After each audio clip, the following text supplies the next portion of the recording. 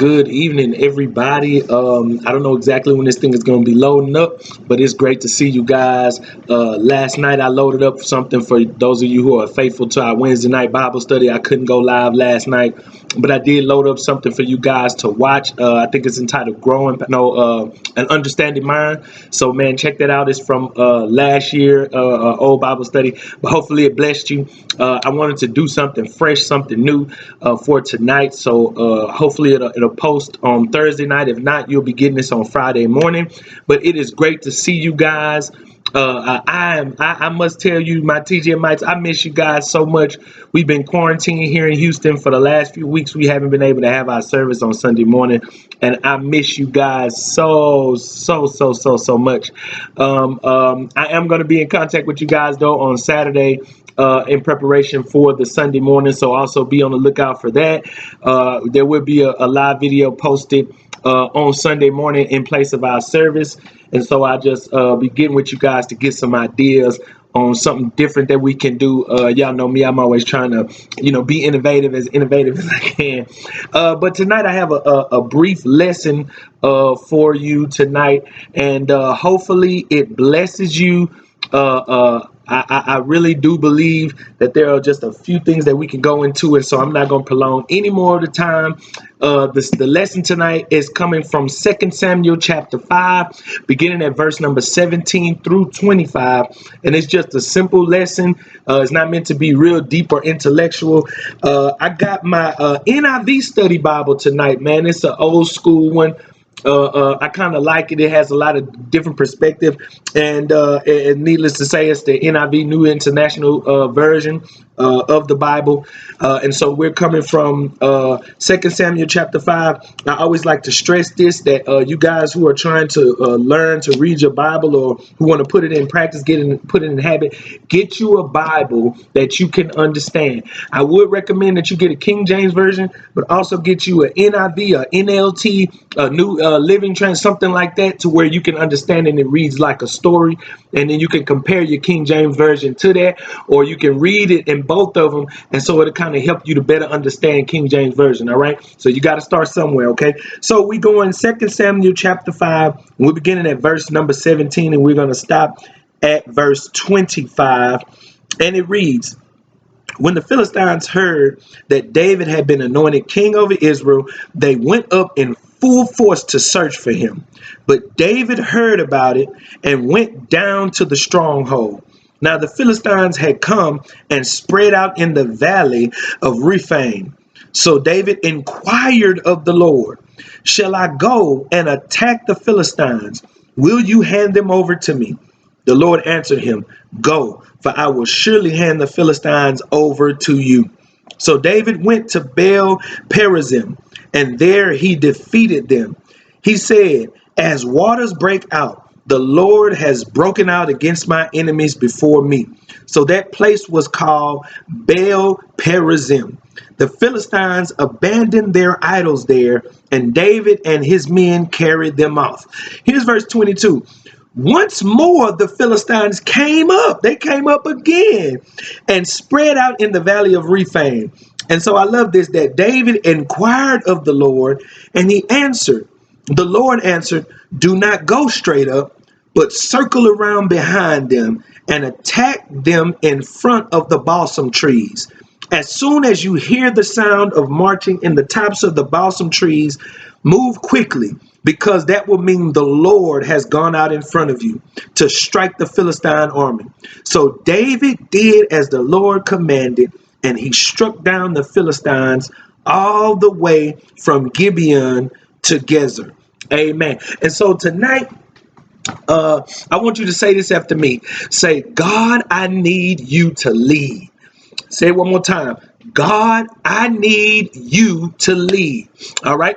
And so tonight I want to start by acknowledging one of the things that fascinates me about David's relationship with God is that they shared a closeness. I love their relationship. From the time I first started reading the Bible when I was a young man, about 15, 16, I love reading about stories about David, because it seemed like they were just so tight. You know what I'm saying? Like David knew exactly how to express himself to God. And it seemed like God was so receptive to David for that reason. And so it fascinated me about the closeness that God and David shared. And so I want to pause right there and I want to question, how close are you in your relationship with God? And I want you to understand that it works just like a regular relationship, right? That it takes time to build the closeness. But I want you to consider, right, your closeness. Are you really close to God? Do you actually talk to him? Do you engage him in conversation? Do you tell him about how you're feeling? Do you tell him about the things that bother you? Do you tell him when you want to trust him more, but are you close to God? I love their closeness when I read about David.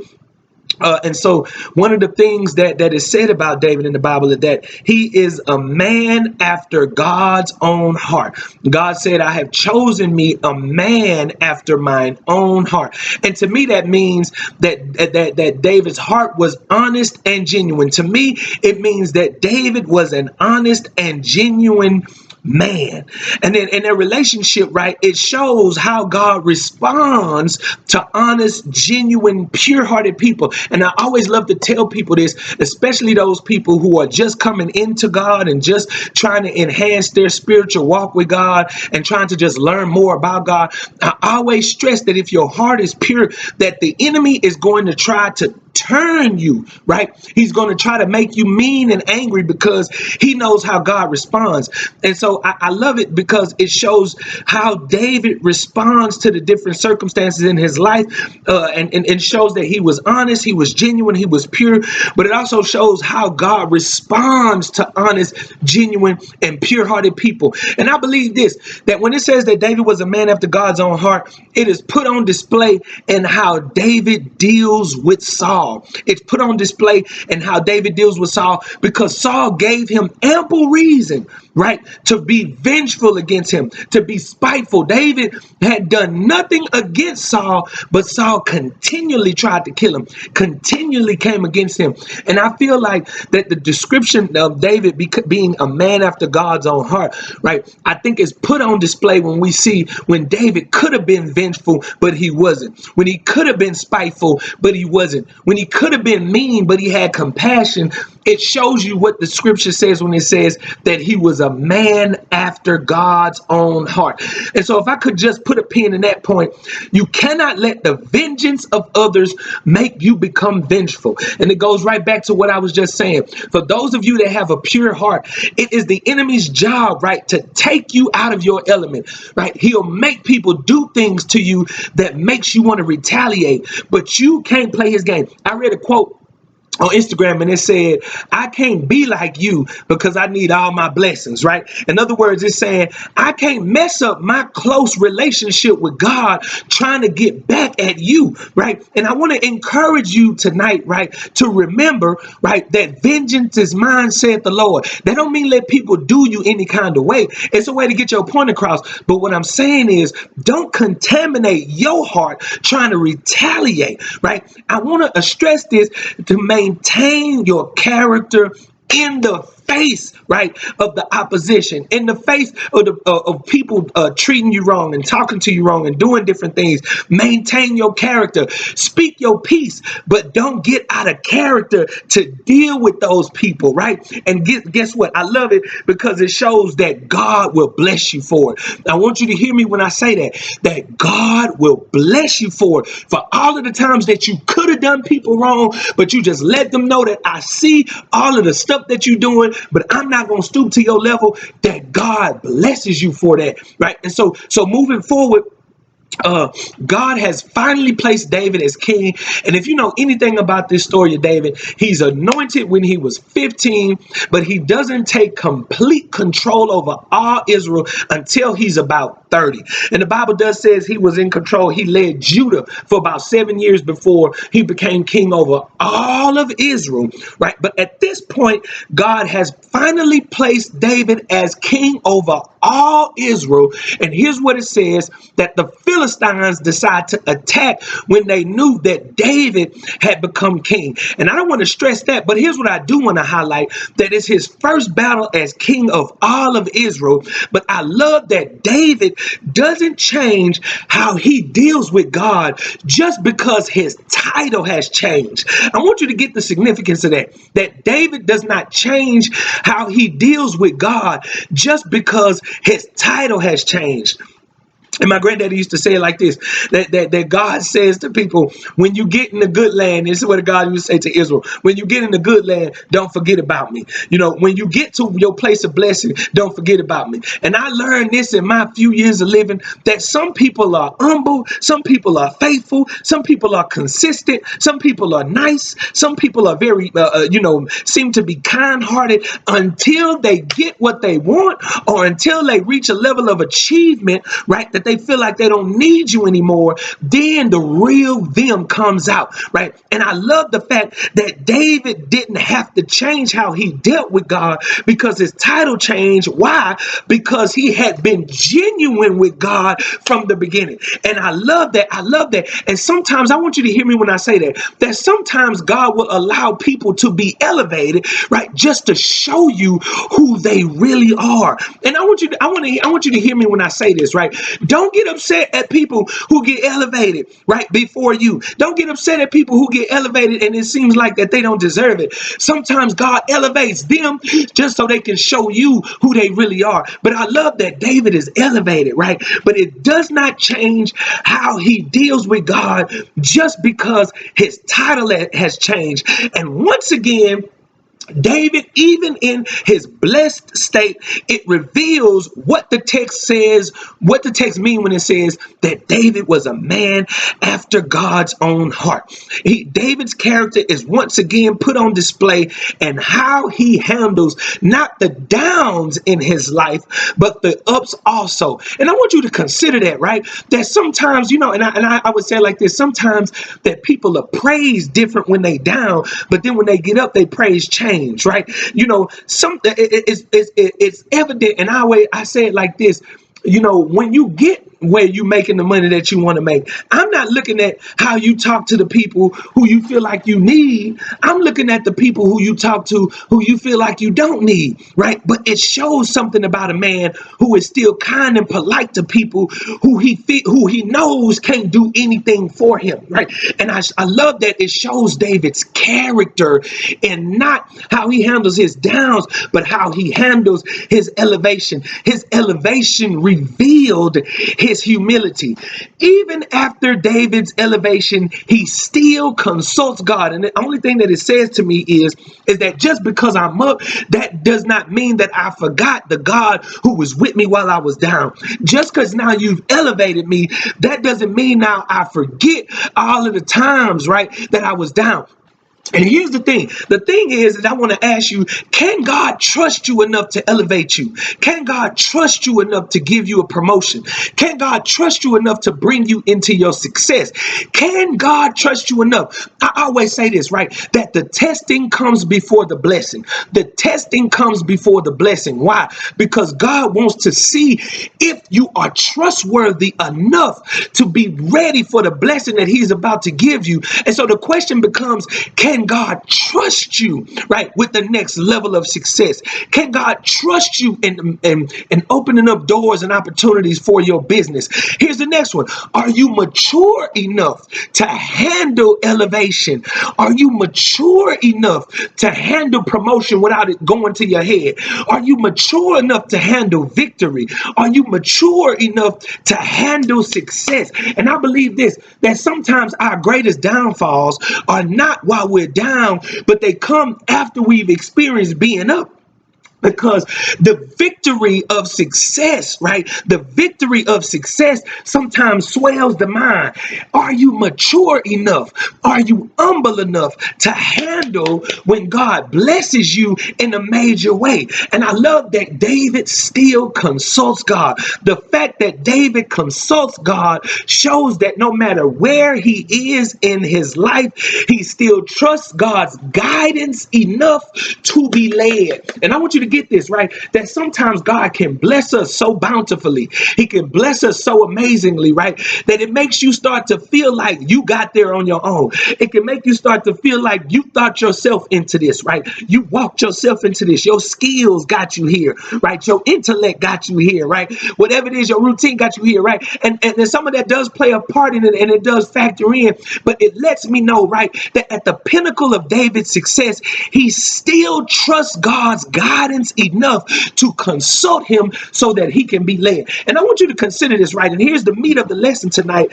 Have you opened yourself to be led by God, or are you so arrogant? I'm not even going to call it arrogant, but are you so stuck on the decision that you want to make, right, that you have moved without even considering God's guidance? And I want you to hear me when I say that. Have you opened yourself to be led by God? To be led by God. I know you think it's a good idea, but have you opened yourself to be led by God? He says, God, should I attack them? Or are you just doing what you want without even considering God's guidance? And I want you to hear me when I say this, that often we make wrong decisions just because we move without considering God's guidance. How many times in your life, right, have you realized that you made a wrong decision, but when you go back and check, right, I didn't consult God. I didn't do what Proverbs 3, 5, and 6 says, when it says, in all your ways acknowledge him, and when you acknowledge him, then he'll direct your path. And sometimes it's not until we get into the consequence of our choice, right, that we recognize, wait a minute, I didn't consult God. Have you opened yourself to be led by God? Have you opened yourself to be, have you even inquired, right, whether or not this is a good decision, whether or not this is a wise decision, whether or not this is a blessed decision, or whether this is a good move for you, for your life, for your future? Have you even considered, right?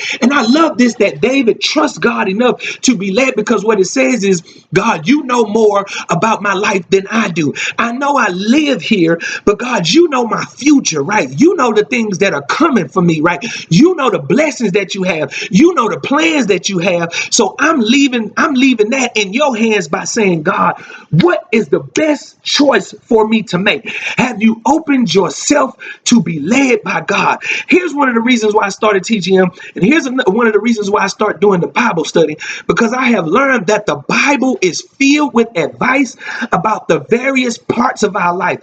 The Bible is filled with advice about various stages and steps in our life. And sometimes we completely overlook the wisdom in the Bible and find ourselves in things, in situations, in circumstances, in places of life that we probably wouldn't be in had we considered, right, that maybe the Bible has something that can advise my choice. I want y'all to hear me, right? We're talking about being led by God. Maybe you haven't got, right, and this is why I'm big on doing research and trying to get an understanding of something before you jump into it or before you make a decision. I had to learn not to make hasty decisions, right, but to consult God. It took me time before I understood, right, that maybe you should consult God before, maybe you should pick up the Bible and start looking, right, if there are scriptures that pertain to this certain thing that I'm about to do, this certain decision I'm about to make. What does God have to say? What does the Bible, and this is what I want to stress this, right, that the Bible is filled with advice. And sometimes here's what the text says, that my people perish, right, for lack of, lack of knowledge. There may have been something about what it is that you're going through, experiencing, dealing with, the decision that you're about to make, the business venture. Maybe there is something in the word, maybe the knowledge, the information and understanding about your next move is locked in the word, but you made a bad decision, and my people now perish. Why? For the lack of, knowledge. Come on. Say, God, I need to be led. Come on. I need you to lead. I need you to lead. I need you, God, to lead me into this next curve. It's 2020, right? And I want you to consider this, that God foresaw the coronavirus, but we didn't, right? God foresaw the coronavirus, but we didn't. What if God was trying to direct you into a curve in your business, into a curve in your marriage, because he already knew what was going to happen in March 2020. And I want you to hear that. Come on, say, God, I need you to lead. Get out of the driver's seat of your life and allow God to, come on, steer you. Here's what the text says. Look, here's the story. The first victory, and I want y'all to get this, the first victory, God breaks forth through the Philistines. David says, as water, right? God, you broke through my enemies. Thank you for the victory. You broke through you destroyed my enemies. But here's what I love. I love that the Philistines attacked a second time, right? And David is, now get this, right? David, instead of him just assuming, right, that the path to victory is the same way, he consults God. Come on. He consults God a second time. And this in turn gets him a second victory, because the way that God is going to do it this second time was not the way that he did it. Come on, I want y'all to hear me. The way that he going to do it the second time was not the same way that he did it the first time. And I want you to hear this, right? The same enemy, but two different strategies for victory. I want you to hear me, right? Just because God does it one way the first time doesn't mean he's going to do it the same way the next time. And this is why it's so important, right? Not for us, right, to come on, not for us to just make a decision because it seems obvious. It's opening yourself to be led by God, because, and this is what Proverbs said, that there is a path that seems right. There are times that a thing that seems to be the most obvious may be the wrong choice. But consider that David looked at the Philistines, and instead of him assuming that God was going to do what he had done the first time, he consults God a second time. God is this wise. To me, right, it's a no-brainer. We've been attacked them, we're going to beat them the same way we beat them the first time. But he consults God. I want you to hear me when I say this, right, that sometimes what seems like a right decision may not be the best. Come on, hear me when I say that. Sometimes what seems to be an obvious decision may not be the best decision for your life at that moment. And this is why we got to do what the Bible says, and that is, in all thy ways acknowledge him, and then he'll do what? Direct your, come on, I want y'all to hear me when I say that, right? It is opening myself to be led by God, because there is a path that seems right. There could be a choice or a decision that seems obvious, that could seem like a no-brainer. But who's to say that David, had he not consulted God a second time, even though he's fighting the same enemy, that he would have got defeated, not because he wasn't strong enough, not because, come on, not because his army wasn't ready, but because the instructions, right? God gave him specific instructions. Hear me when I say that, right? Come on, say, God, I need you to lead. Come on, say, God, I need you to lead. I want you to hear me when I say that maybe this battle, right, that God may have a different way of you going about doing it. Maybe God has a different strategy for you to follow, but you will never know if you do not consult. Come on, say, God, I need you to lead. God, I need you to lead. I want you to understand that, right? Then check this out. The strategy, get this, right? We're talking about God, I need you to lead. The strategy for the second victory was to wait until he got the signal that God, come on, was moving ahead of him. And here's my question. Have you moved ahead of God? Have you made a hasty decision? Have you jumped into something Come on, I had to learn the hard way, right? That before you go jumping into a relationship, maybe you need to consult God. Before you go jumping into a business venture, maybe you need to consult God. Here's what the text says. Look, Samuel heard what God has spoken to him, but he didn't get the instructions and he got up running. He heard him a second time, he got up running. Eli perceived, right, that it was God speaking, but then he gives him what? Instructions. Have you moved ahead of God? Are you running, right, when you should be listening? Come on. The strategy was to wait until he got the signal, and the signal was to show him that God was moving ahead of him. And I want you to hear me when I say this, right? I decided this in 2020, well, years before, but especially in 2020. In 2020, I'm not going to move until I get the signal that God is moving. Come on, I want you to hear me. Come on, say, God, I need you to lead. I'm not going to move until I got the signal that you're moving in front of me. I'm not going to budge until I get the signal that God is moving in front of me. I'm not going, come on, I'm not going to jump into it until I get the signal that God is moving. If come on, say, I got to be led. God, I need you to lead. Here's the thing. The thing is that we got to learn to wait for God's timing. Wait for God's time. And I want you to consider this, right? That sometimes you can move ahead of God and miss the blessing. Sometimes you can move behind God and miss the blessing. Sometimes you can go around. Come on, I want you to hear me, and miss the blessing. But we've got to learn, right, to collide with God so that we can be at the right place at the right, come on, at the right time. Come on, say, God, I need you to lead. And I want you to consider this, right? That your next blessing in 2020 is going to come from you being led by God. I believe that this coronavirus teaches us something, right? That sometimes God puts you in a situation to where you have to, come on, you have to be led by him. If this doesn't teach us anything, it does teach us, right, that your life may not always be in your hands, right? Come on. But sometimes God will take life out of your hands just to show you, right, that maybe, come on, and I want you to hear me when I say this, right, that maybe God was trying to prepare some of us and we wasn't paying attention. Maybe we moved on some things that we should have waited on. Maybe we was too anxious for something and we moved before we got the signal from God. Come on. And I want you to hear me. Come on. Say, I need you to lead. In 2020, God, I need you to lead. In my marriage, God, I need you to lead. In my finances, God, I need you to lead. In my parenting skills, I need you to lead. In my life, I need you to lead. In my business, God, show me how to run my business. I need you to lead. I need you to lead. And so with that, man, I hope that encourages you, man. I hope that gives you something to think about as you going wherever you're going or doing whatever you're doing. Be led by God. Ask God for guidance. Ask God, is this the right time? Is this the right place? Is this the right person?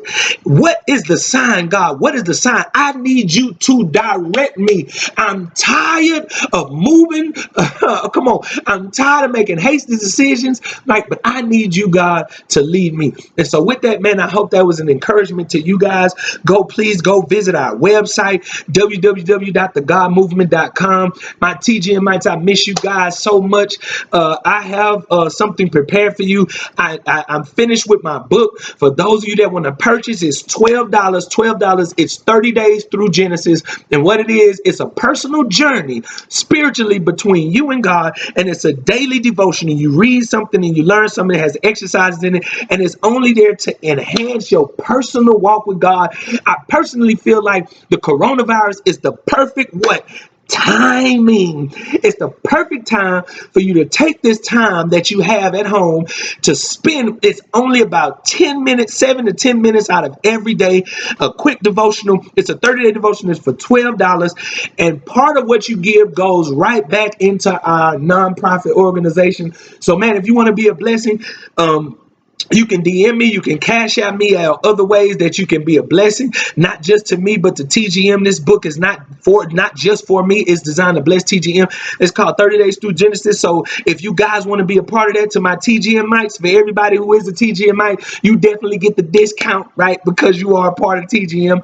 But for those of you who are interested in that, please, please, please go. It's only there to enhance. It is a very helpful Bible study tool, something that will greatly enhance your spiritual journey. So if you're interested in that, please leave your comments below or DM me or leave your comments below. But even with that, thank you guys once again for tuning in. I hope something that I said encouraged you. You guys be blessed, and most of all, enjoy your spiritual journey. Learn and grow as much as you can during this time of the coronavirus, and watch God do amazing things in your life. Y'all have a great evening. Y'all be blessed.